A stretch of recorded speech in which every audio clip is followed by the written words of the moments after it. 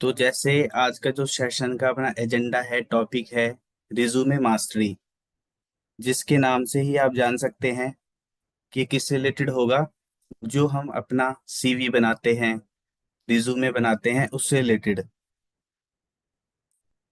और आपको बताना चाहेंगे कि पहले भी इससे रिलेटेड अपना सेशन हो चुका है, जिसमें हमने बेसिक चीजें जानी थी कि रिज्यूमे जो हम बनाते हैं वो किस प्रकार से कॉर्पोरेट में चेक होता है। क्या कोई पर्सन उसको मैन्युअली चेक करते हैं, या कोई प्रोग्राम है या कोई रोबोट है जो उसको चेक करता है।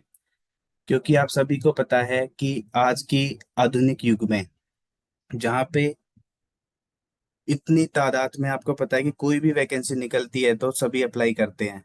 फिर चाहे कोई फ्रेशर हो, एक्सपीरियंस हो, अपने रिक्वायरमेंट के अकॉर्डिंग सभी भाई अप्लाई करते हैं जी। तो आज का जो सेशन है उसमें हम जानेंगे कि किस प्रकार हम अपना रिज्यूमे बना सके। और जिसमें तीन कैटेगरी के बारे में हम डिस्कस करेंगे, जो है पहले, सबसे पहले फ्रेशर कैटेगरी, जो भाई अभी जस्ट अपने एजुकेशन कंप्लीट की है और अब अपने कॉरपोरेट, जो कह सकते हैं कि एरिया में वो अपनी स्टार्टिंग करेंगे, तो उनके लिए। दूसरा, जिन्होंने अपना करियर स्टार्ट कर दिया है और 6 महीने 3 महीने की ट्रेनिंग वो कर चुके हैं, जिनको अपन कहते हैं ट्रेनी या इंटर्न्स, उनके लिए जी। और लास्ट, एक्सपीरियंस्ड, जो काफी अच्छा अपने क्षेत्र में कर रहे हैं और आगे कहीं स्विच करना चाहते हैं। मतलब ये तीन कैटेगरी जो अपन आज कॉर्पोरेट लाइफ में या कॉर्पोरेट वर्ल्ड में देख सकते हैं, चाहे वो प्राइवेट जॉब हो या किसी भी सेक्टर में कोई भी जॉब हो, तो हमें रिज्यूमे की रिक्वायरमेंट होती ही होती है। तो आप सभी इस सेशन में जुड़े रहें और भी अपने भाइयों को सेशन के जुटने के लिए आप उनको बताएं, ताकि ज्यादा से ज्यादा भाई इस सेशन का लाभ उठा पाएं जी।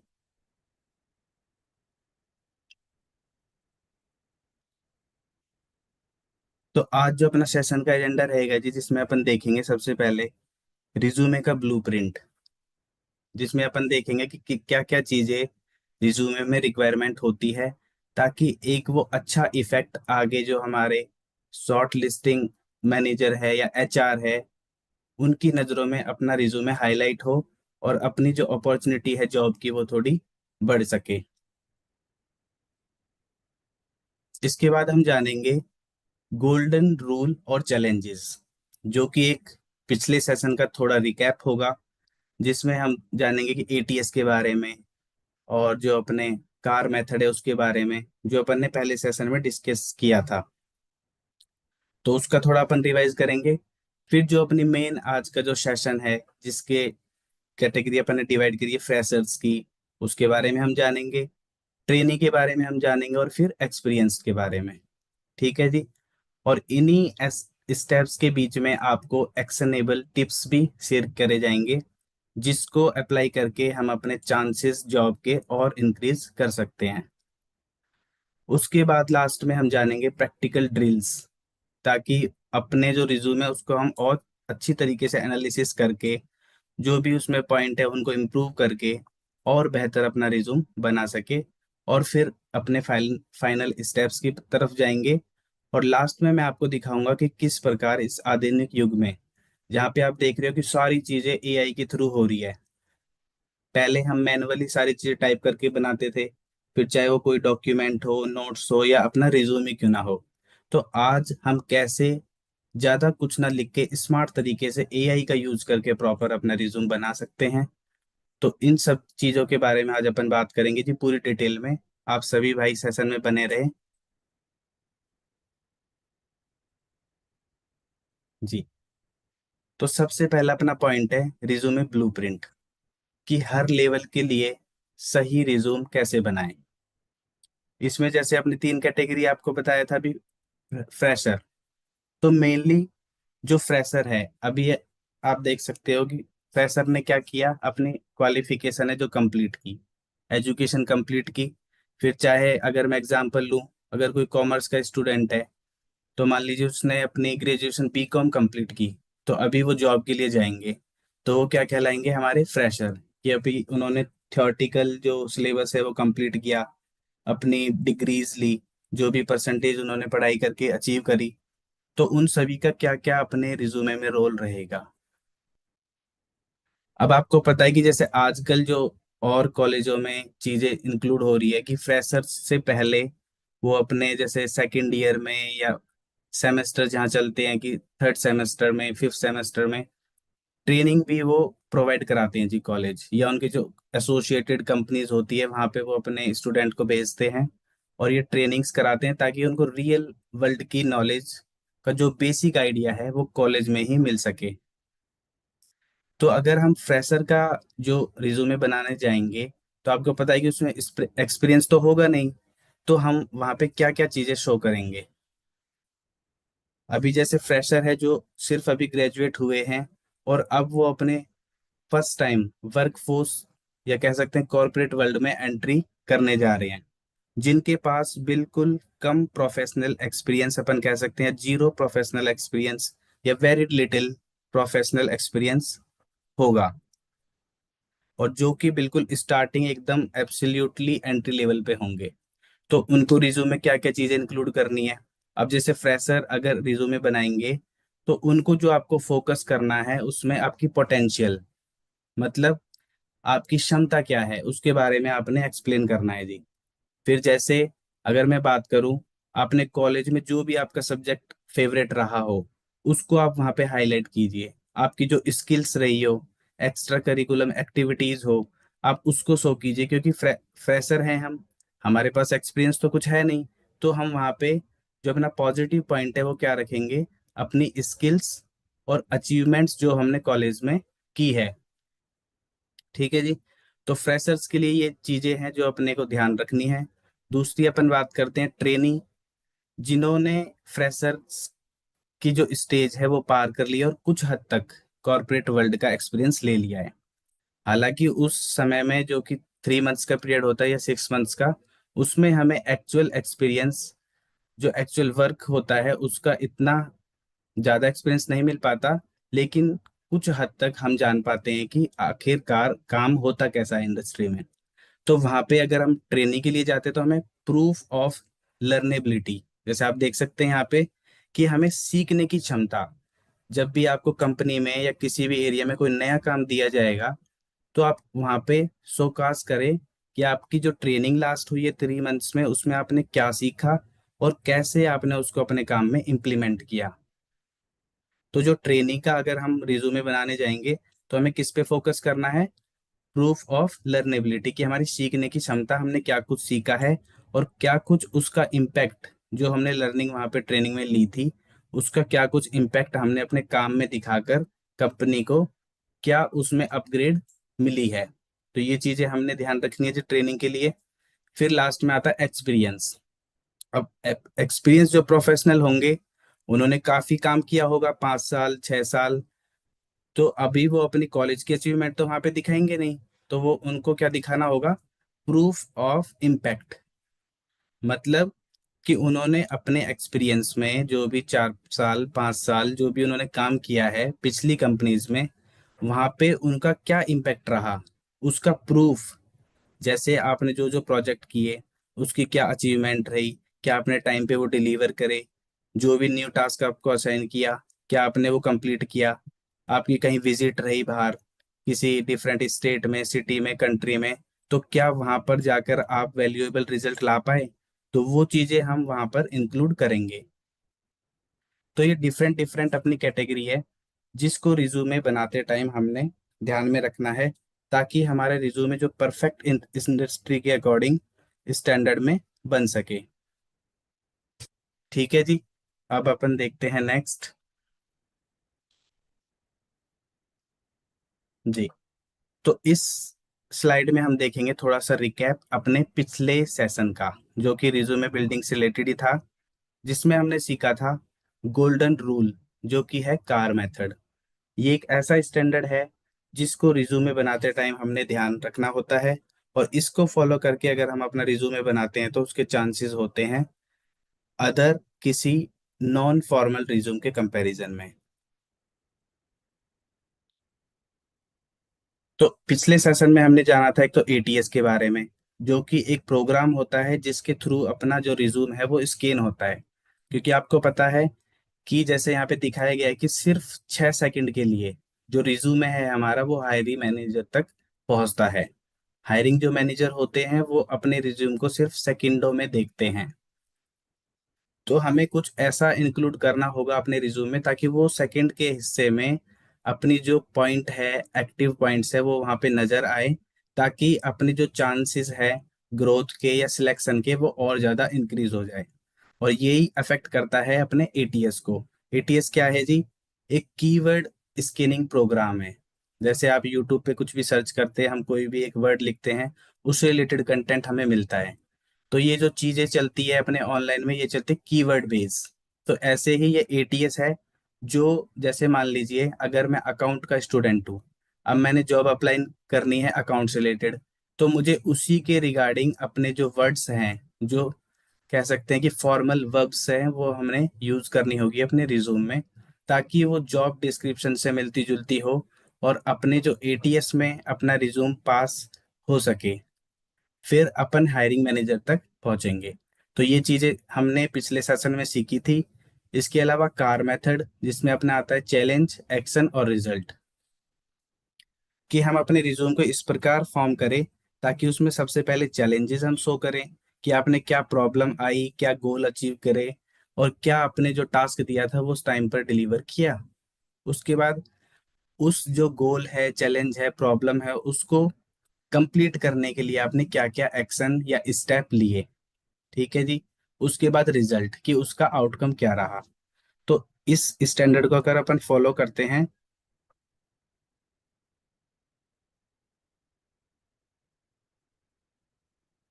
जी, तो इसको हम फॉलो करते हैं तो अपना माना जाता है कि हम एक स्टैंडर्ड तरीके से अपना रिज्यूम प्रिपेयर कर रहे हैं। ठीक है जी। सेकंड चीज हमने देखी थी द चैलेंज, कि फ्रेशर को एक्सपीरियंस की कमी।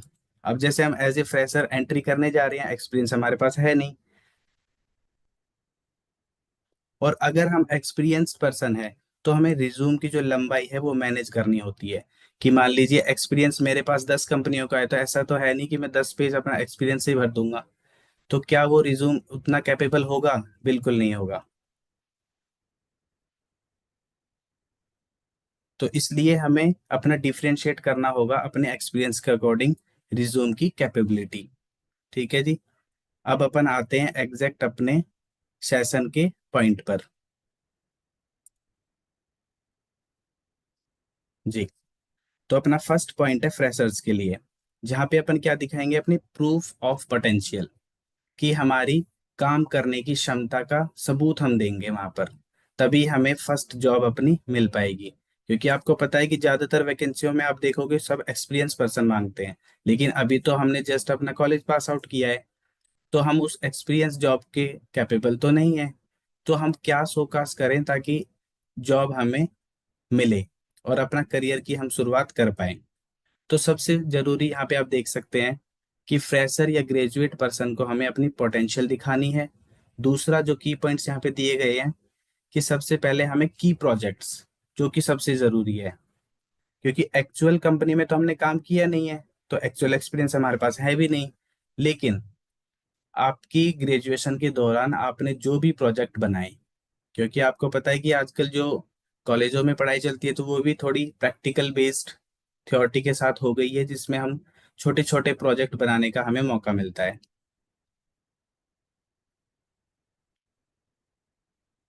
तो सबसे जरूरी है की प्रोजेक्ट्स, कि आपने जो भी प्रोजेक्ट बनाए आप वहां पे इंक्लूड करें।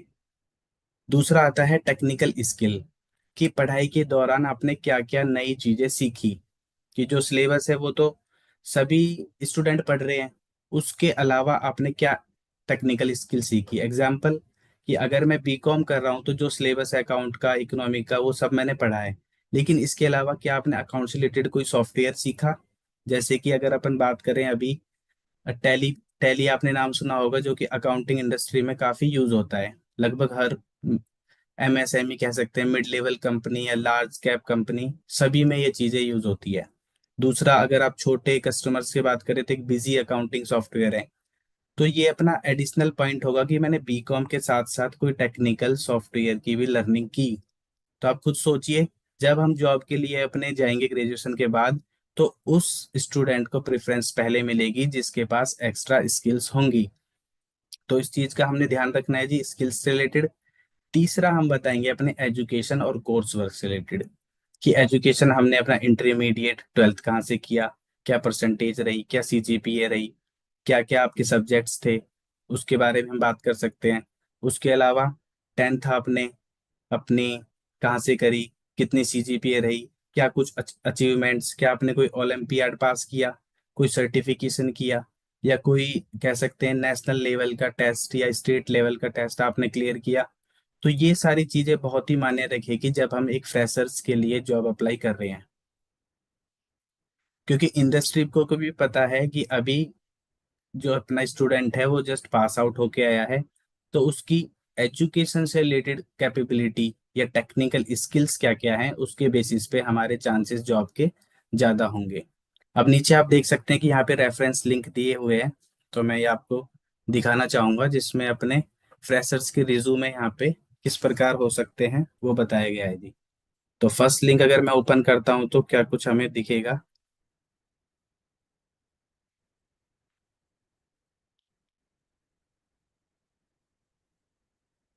जी,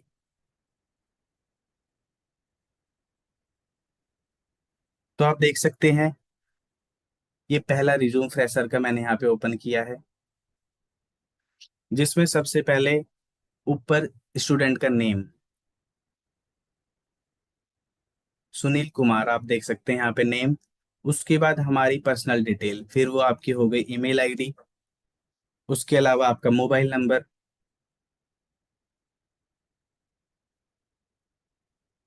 ठीक है जी। उसके बाद अपना एड्रेस हो गया यहाँ पे। और राइट साइड में आप देख सकते हैं फोटो, ये ऑप्शनल है। अगर आप इंक्लूड करना चाहते हैं फोटो, वेल एंड गुड है। अगर आप नहीं भी लगाना चाहते तो कोई दिक्कत इसमें नहीं है जी। उसके बाद जो स्टेप्स है, यहाँ पे मैं आपको स्टेप्स दिखा रहा हूँ कि किस प्रकार हमारा जो रिज्यूम है वो होना चाहिए। तो ये फर्स्ट रिज्यूम आपको दिख रहा है फ्रेशर्स के लिए। उसके बाद आप लिख सकते हैं करियर ऑब्जेक्टिव, जिसमें हमने जो भी क्वालिफिकेशन की है और हम क्या कुछ दिखाना चाहते हैं वो हम उसमें लिख सकते हैं करियर ऑब्जेक्टिव में। कि जैसे यहाँ पे आप देख सकते हैं बी कॉम ग्रेजुएट के लिए ये रिज्यूमे है। तो मैंने लिखा है यहाँ पे एक self motivated and result oriented B com graduate with good knowledge in computers. कि बी कॉम तो उन्होंने किया है, साथ में किसकी नॉलेज है, कंप्यूटर की। तो ये एडिशनल पॉइंट वहाँ पे प्रीफर करेगा, ठीक है जी। उसके बाद कि हम अपॉर्चुनिटी देख रहे हैं कहाँ पर, in the field of financial accounting और टैक्सेशन। ये फाइनेंशियल अकाउंटिंग और टैक्सेशन से रिलेटेड जॉब्स में ये अपॉर्चुनिटी अवसर की तलाश कर रहे हैं। तो ये अपना करियर ऑब्जेक्टिव हो गया, बिल्कुल एकदम सिंपल एंड शॉर्ट, ठीक है जी। उसके बाद आपने बतानी है अपनी की स्किल्स, कि आपने पढ़ाई के साथ साथ क्या क्या एक्स्ट्रा स्किल हासिल की। जैसे आप यहाँ देख सकते हैं कि knowledge in accounting related concept clear है आपके, ठीक है जी।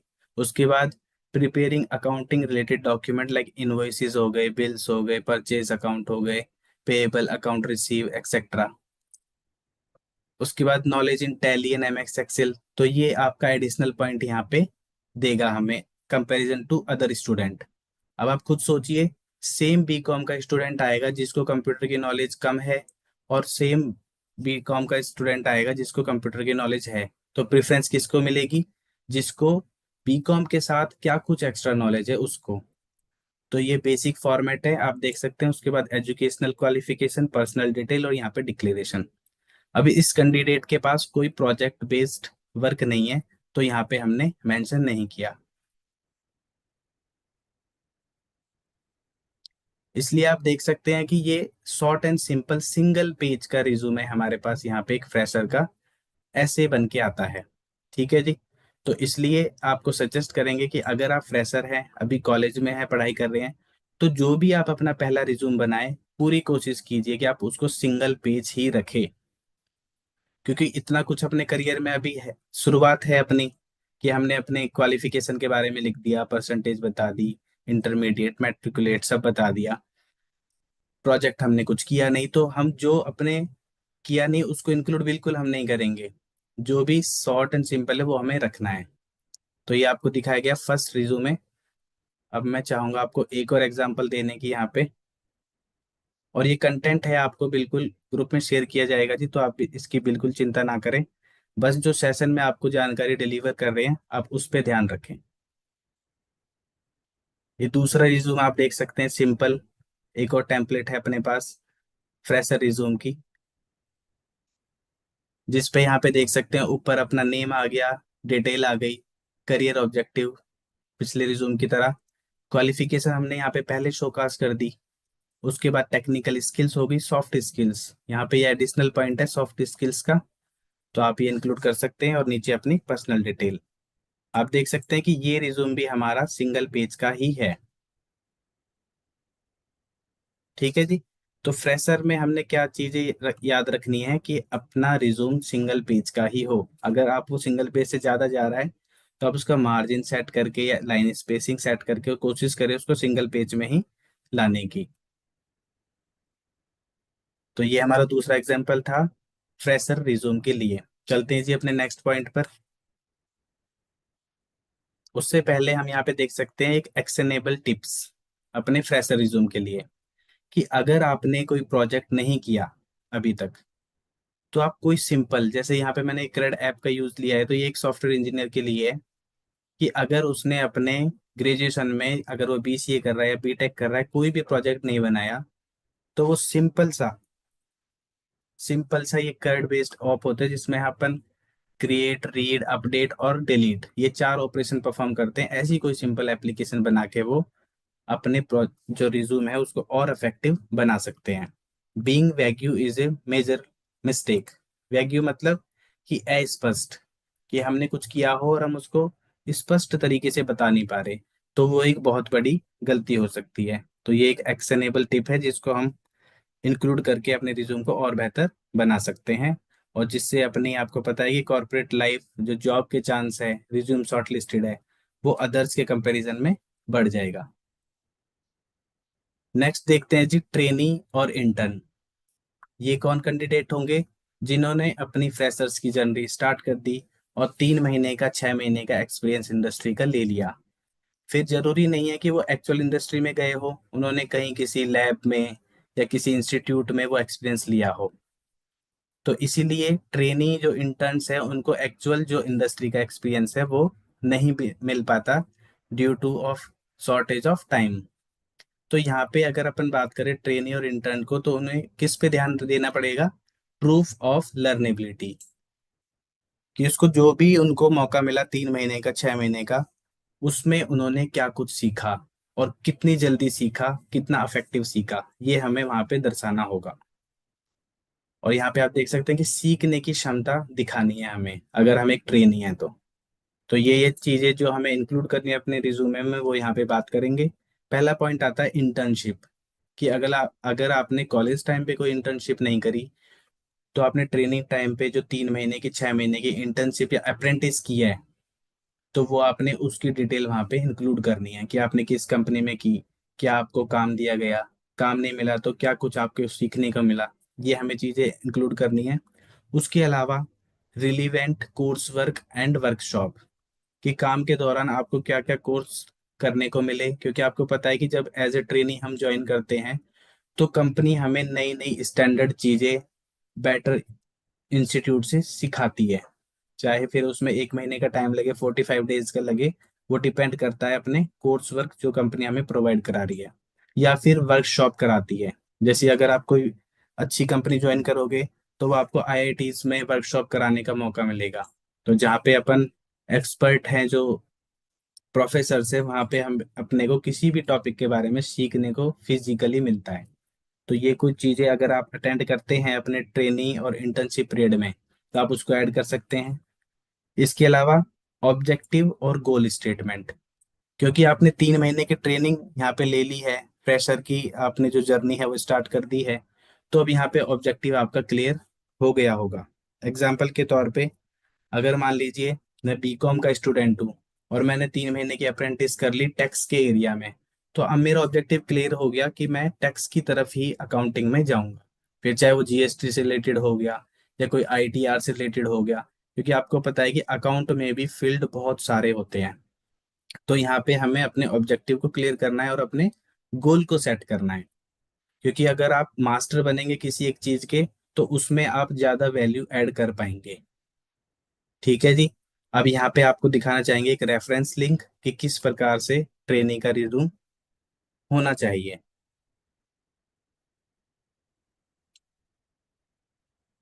जी। तो यहाँ पे आप देख सकते हैं, ये थोड़ा हमने अट्रैक्टिव एक एग्जांपल लिया है रिज्यूमे का। यहाँ पे ये कॉन्टेक्ट पर्सन है जिनका ये रिज्यूम है, उनकी यहाँ पे फोटो भी आप देख सकते हैं। और लेफ्ट साइड में उनका नेम हो गया, और किस में इन्होंने अप्रेंटिस की है, अकाउंट एग्जीक्यूटिव। ठीक है जी। उसके बाद यहाँ पे प्रोफाइल हो गई, जो अपन कह सकते हैं एक ऑब्जेक्टिव हो गया। अब यहाँ पे आती है इंपॉर्टेंट चीज, वर्क एक्सपीरियंस। कि अप्रेंटिस के टाइम पीरियड में, चाहे वो, जैसे इन्होंने यहाँ पे मेंशन किए मई टू दिसंबर, कि लगभग 6 महीने की, 3 महीने की, जैसी भी आपने अप्रेंटिस की, तो वो यहाँ पे आप इंक्लूड करें। कि जैसे यहाँ पे इन्होंने अकाउंटिंग इंटर्नशिप की है, और वहाँ पे उन्होंने क्या क्या सीखा। टायर यूनिवर्स, ये है उसका एड्रेस कि कहाँ पे उन्होंने वो अप्रेंटिस की। Tyre universe, Muzaffarnagar, UP, India, यहाँ से इन्होंने की। और क्या कुछ इन्होंने वहाँ पे काम किया या सीखा। Daily report preparation, target analysis and adjustification and department meeting initiations. तो ये कुछ चीजें इन्होंने यहाँ पे इंक्लूड करी, क्योंकि जैसे आपको बताया गया कि ट्रेनिंग टाइम पीरियड में आपको इतना कुछ एक्चुअल सीखने को वहाँ पे कंपनी नहीं देती। इसके अलावा वो क्या करते हैं कि जो इनिशियल फेज लर्निंग्स है, वो वहाँ पे हमें करने का मौका मिलता है।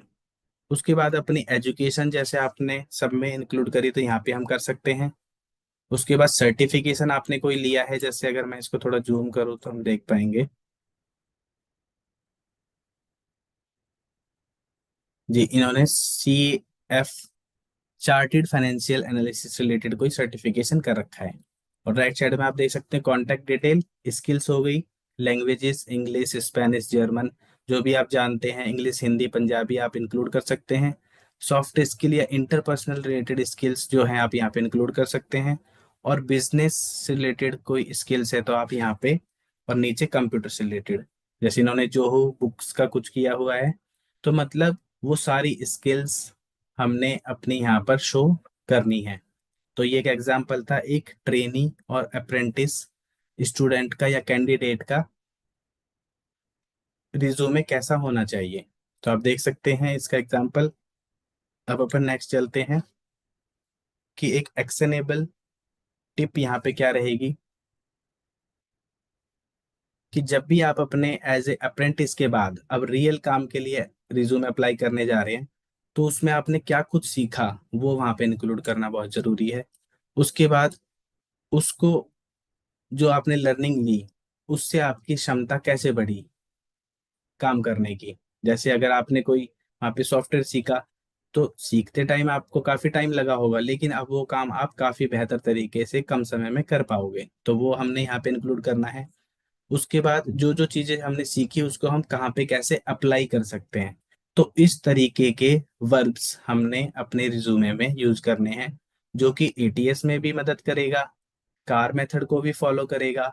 और जब भी कोई HR हायरिंग मैनेजर हमारे रिज्यूमे को देखेगा, तो इन वर्ड्स को देखकर हमारे चांसेस ज्यादा बढ़ जाएंगे। तो ये टिप्स हमने याद रखनी है जी। इसके बाद देखते हैं एक्सपीरियंस कैंडिडेट, कि उन्होंने अपनी कॉर्पोरेट लाइफ काफी पहले शुरू कर दी, ट्रेनिंग भी उन्होंने कंप्लीट कर ली, और अब वो अच्छी तरीके से अब किसी भी सेक्टर में, चाहे वो अकाउंटिंग का हो, इंजीनियरिंग का हो, मेडिकल का हो, बहुत ही अच्छा काम कर रहे हैं। तो अब वो अगर स्विच करना चाहते हैं, अगर स्विच भी नहीं करना चाहते, तो अपने रिज्यूम को वो अपडेट करेंगे, तो क्या कुछ चीजें वहां पर इंक्लूड करनी होगी हमें। तो सबसे पहले बात करेंगे प्रूफ ऑफ इम्पैक्ट, कि हमने जो भी काम किया उसका क्या इम्पैक्ट उस इंडस्ट्री पे पड़ा। एक्सपीरियंस पर्सन पे ये बहुत जरूरी मायने रखता है जी। तो हमने क्या दिखाना है, अपना इम्पैक्ट, और focus on result on leadership. यहाँ पे अपने जो परिणाम आए, और आपने क्या लीडरशिप, किसी टीम को आपने हैंडल किया, 5 लोगों की या 10 लोगों की, आप सुपरवाइजर एज ए वर्क कर रहे हो, अपने टीम को मैनेज कर रहे हो, कैसे कोई प्रॉब्लम आई आपने उसको ओवर आउट किया। तो ये सारी चीजें हमने वहाँ पे लिखनी है, क्योंकि आपको पता है कि अब एक्सपीरियंस का हम रिज्यूम बना रहे, तो हम कॉलेज की अचीवमेंट तो यहाँ पे लिखेंगे नहीं, ना ही हम स्कूल की अचीवमेंट यहाँ पे शो करेंगे, वरना अपना रिज्यूम काफी लेंथी हो जाएगा। और एक्सपीरियंस में अगर आपके पास ज्यादा ही सालों का, जैसे 10 साल 15 साल का एक्सपीरियंस है, तो आप 2 से 3 पेज का अपना रिज्यूमे रख सकते हैं। अगर आपको इससे कम ईयर्स का एक्सपीरियंस है, तो आप मैक्सिमम 1 to 2 पेज ही अपना रिज्यूम का जो लेंथ है वो रखें, जिसमें आप अपनी प्रोफेशनल समरी बता सकते हैं, वर्क एक्सपीरियंस बता सकते हैं थोड़ा डिटेल में कि किस सेक्टर में आपने काम किया। इसके बाद की कंपनी में आपको क्या क्या सर्टिफिकेशंस और अवार्ड मिले। जैसे आपको पता है कि कंपनी में क्वार्टर बेस्ड या फिर हाफ ईयरली ईयरली वो अवार्ड्स मिलते हैं, जो कैंडिडेट है या जो एम्प्लॉय है अच्छा काम वहाँ पे करते हैं। अब मैं आपको दिखाना चाहूंगा एक रेफरेंस लिंक एक एक्सपीरियंस पर्सन का।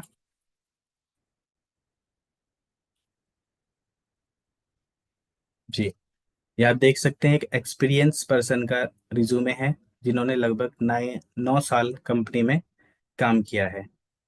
तो उनका रिज्यूम किस प्रकार होगा? सबसे पहले यहाँ पे उनका नाम आ गया हेडिंग में।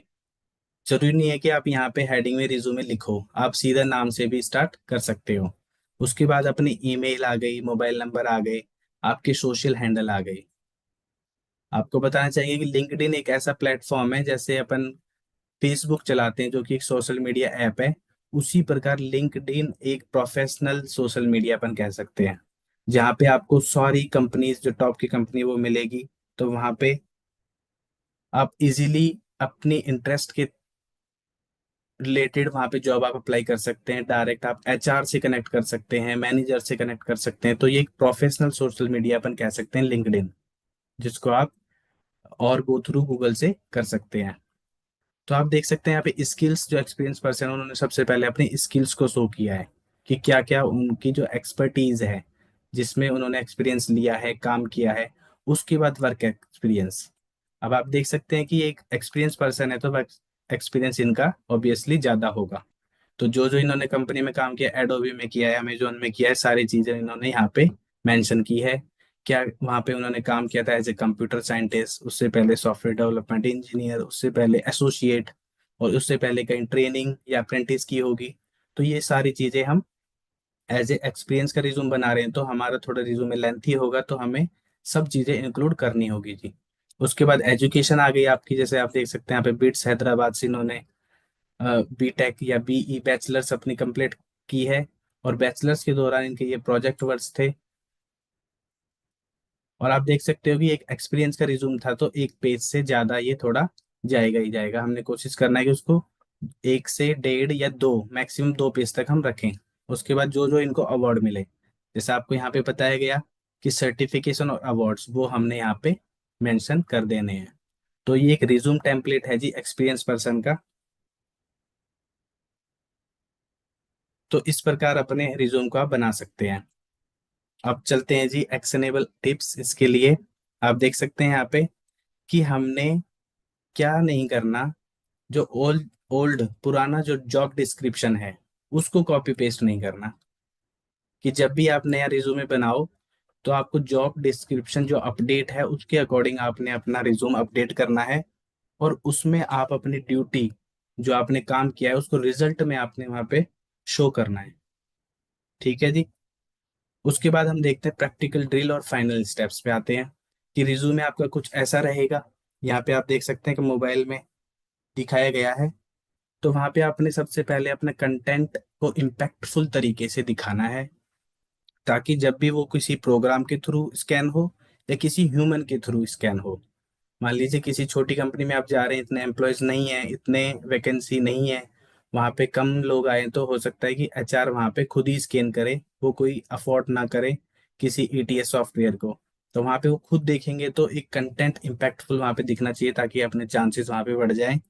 उसके बाद ध्यान रखने की क्या बात है कि अपने प्रोफेशनल ईमेल एड्रेस यूज करना है जी। जैसे आपका नेम हो गया, सरनेम हो गया, एक तो कुछ आप डिजिट यूज कर सकते हैं। ऐसा नहीं कि मैंने नाम लिखा अपना गुलशन और पीछे मैंने पूरा मोबाइल नंबर लिख दिया अपना, और @gmail.com, तो एक ये अनप्रोफेशनल तरीका शो करता है, जो कि हमने बिल्कुल नहीं करना। उसके अलावा प्रूफ रीड। प्रूफ रीड मतलब जो आपने रिज्यूम बनाया उसको बार बार आप रीड करें, तो हर बार आपको कुछ लूप होल्स, कुछ कमियां उसमें मिलेगी, उसको हाईलाइट कीजिए और उसको इम्प्रूव करके आप देख पाएंगे कि आपका जो रिज्यूमे है, जो फर्स्ट स्टेज पे था और अब है, काफी हद तक अच्छा हो गया होगा।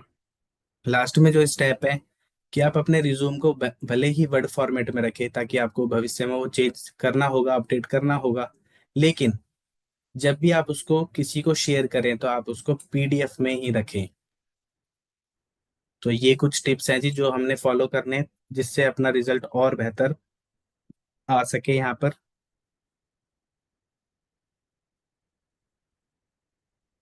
उसके बाद हम देखेंगे जी। जी। अब लास्ट में मैं आपको बताना चाहूंगा कि एआई का यूज करके हम रिज्यूमे किस प्रकार से बना सकते हैं। अभी जैसे आपने काफी सेशन पहले लिए होंगे, हमने जिमनी के बारे में बात करी, चैट जीपीटी के बारे में बात करी।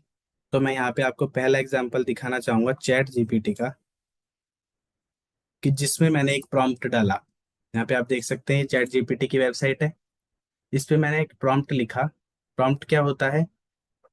एक जो स्टेटमेंट जो हम चैट जीपीटी को एज ए इनपुट यहाँ पे देंगे, और ये हमें उस प्रॉम्प्ट को अच्छी तरीके से समझकर उसका आउटपुट देगा।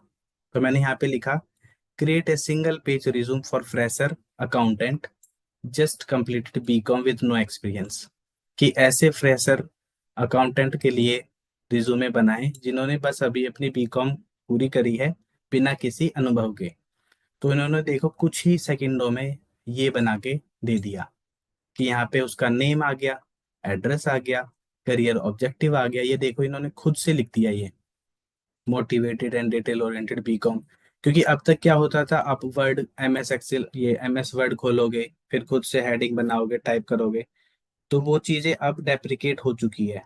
क्योंकि अब एआई का आपको पता है कि हर जगह एआई, फिर चाहे वो आपका ब्राउजर हो, आपका कोई ऐप हो, या आप कोई नोट्स प्रिपेयर कर रहे हो, स्टडी कर रहे हो, तो हर जगह एआई चल रही है। तो हमने उसी के साथ, समय के साथ अपडेट होकर अपने काम को आसान बनाना है जी।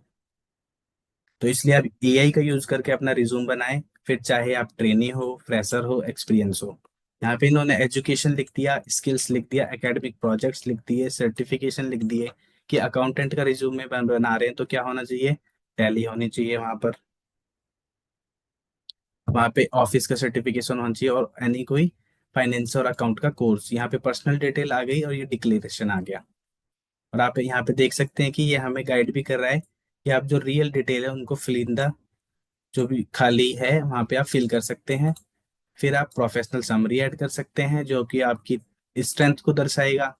जनरल टेक्स्ट को आप रिप्लेस करके अपने रियल प्रोजेक्ट और सर्टिफिकेशन को ऐड कर सकते हैं। और इसका फॉर्मेट कर सकते हैं ATS compatibility for online job applications, ताकि ये एटीएस को भी इजीली पास करे। और उसके बाद आप इसको एक्सपोर्ट कर सकते हैं पीडीएफ फॉर्मेट में, वर्ड फॉर्मेट में, या गूगल डॉक फॉर्मेट में। गूगल डॉक क्या है जी? जैसे माइक्रोसॉफ्ट का वर्ड है उसी प्रकार गूगल का डॉक है, दोनों सेम है। ये ऑनलाइन है, ये अपना ऑफलाइन और ऑनलाइन दोनों होता है। तो इस तरीके से आप बिल्कुल आसानी से अपना रिज्यूम बना सकते हैं। और इसको फिर आप यहाँ से डायरेक्ट डाउनलोड भी कर सकते हैं, पीडीएफ में, वर्ड में, या फिर मार्कडाउन फॉर्मेट में। तो यहाँ पे मैं इसको वर्ड में डॉक्यूमेंट डाउनलोड करना चाहूंगा।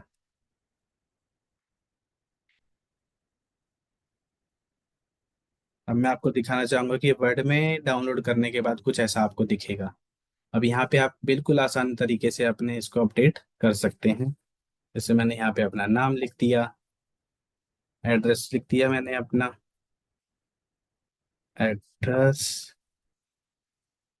सिटी, मतलब ये बेसिक डिटेल है जिसको आप आसानी से अपने मोबाइल में या लैपटॉप में अपडेट कर पाओगे जी।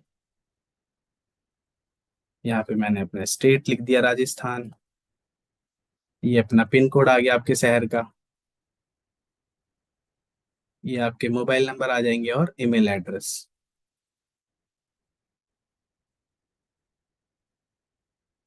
तो मतलब टेम्पलेट हमें एआई से बिल्कुल सेकंडों में मिल जाएगी।